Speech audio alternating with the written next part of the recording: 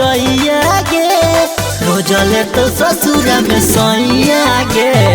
रोजले तो ससुरा में सैया गे दर्द के दे के दवैया गे दर्द के दे के दवैया गे रोजले तो ससुरा में सैया गे रोजले तो ससुरा में सैया गे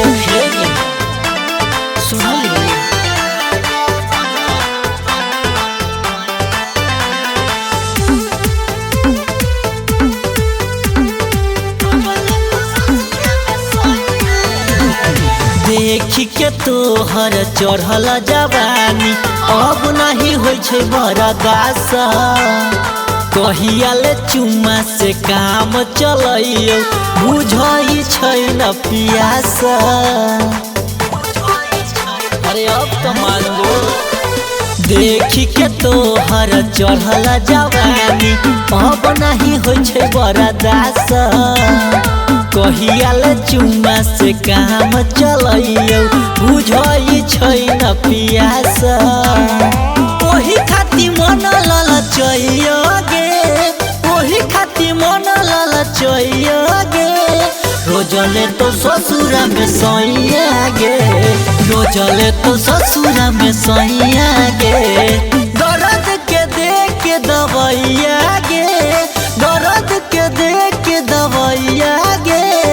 रोजले तो ससुरा में सैया गे रोजले तो ससुरा में सैया गे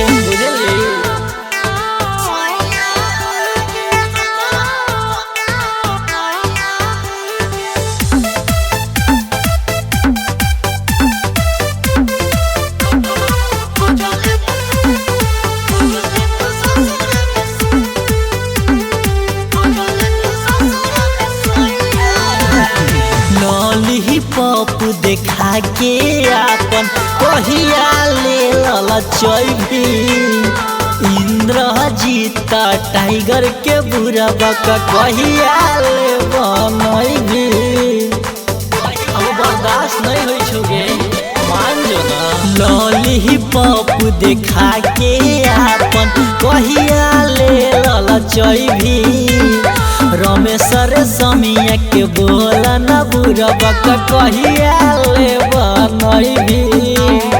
बीत गेलौ आप लड़ी कैया गे बीत गेलौ आप लड़ी कैया गे रोजले तो ससुरा में सैया गे रोजले तो ससुरा में सैया गे दर्द के दे के दवैया गे दर्द के दे के दवैया गे रोजले तो ससुरा में सैया गे रोजले तो ससुरा में सैया गे रोजले तो ससुरा में सैया गे रोजले तो ससुरा में सैया गे जवानी जियान कर की